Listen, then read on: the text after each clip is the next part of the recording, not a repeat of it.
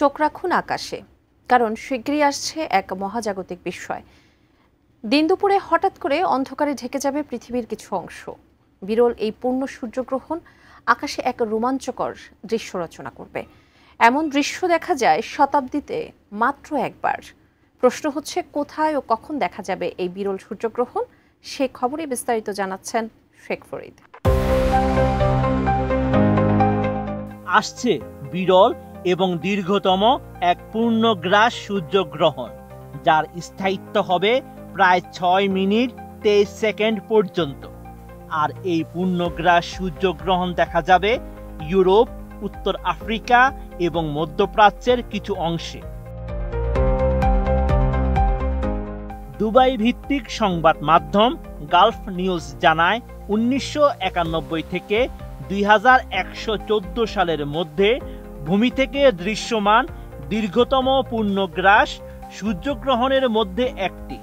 বলা হচ্ছে, শতাব্দীর এই উল্লেখযোগ্য ঘটনা ঘটতে যাচ্ছে 2027 সালের 2 আগস্ট।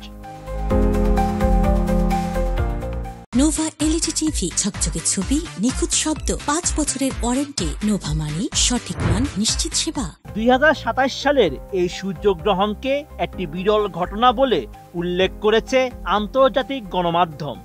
কারণ সূর্য সম্পূর্ণরূপে চাঁদের পেছনে অদৃশ্য হয়ে যাবে, যার ফলে একটি মুহূর্ত তৈরি হবে যা টোটালিটি নামে পরিচিত।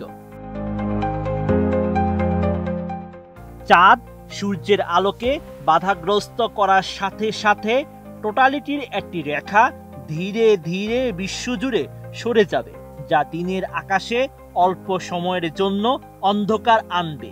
এই ঘটনা দক্ষিণ ইউরোপ এবং উত্তর আফ্রিকার কিছু অংশ জুড়ে হবে, যেখানে প্রায় 89 মিলিয়ন মানুষ বাস করে। মার্কিন মহাকাশ গবেষণা সংস্থা নাসার তথ্য মতে, সূর্যগ্রহণ 10 সেকেন্ড থেকে প্রায় 7.5 মিনিট পর্যন্ত স্থায়ী হয়। তবে দীর্ঘ সূর্যগ্রহণ তুলনামূলকভাবে বিরল।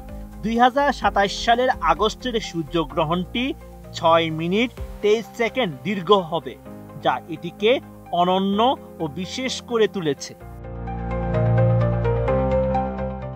এমন বিরল সূর্যগ্রহণটি দেখা যাবে মরক্কো, আলজেরিয়া, তিউনিসিয়া, লিবিয়া, মিশর, সুদান, সৌদি আরব, ইয়েমেন এবং সোমালিয়ার মতো দেশগুলোতে। রয়্যাল মিউজিয়ামস গ্রিনউইচের সিনিয়র জ্যোতির্বিজ্ঞানী গ্রেগ ব্রাউনের মতে, এই গ্রহণটি চিত্তাকর্ষক। 6 মিনিট স্থায়ী হবে, যা এই ধরনের মহাজাগতিক ঘটনার জন্য ব্যতিক্রমী দীর্ঘ।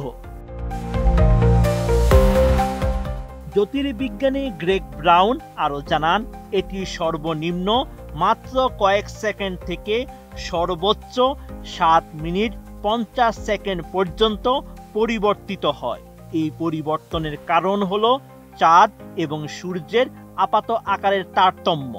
কারণ চাঁদ পৃথিবীর চারপাশে এবং পৃথিবী সূর্যের চারপাশে কক্ষপথে পৃথিবী থেকে তার দূরত্ব সামান্য পরিবর্তিত হয়।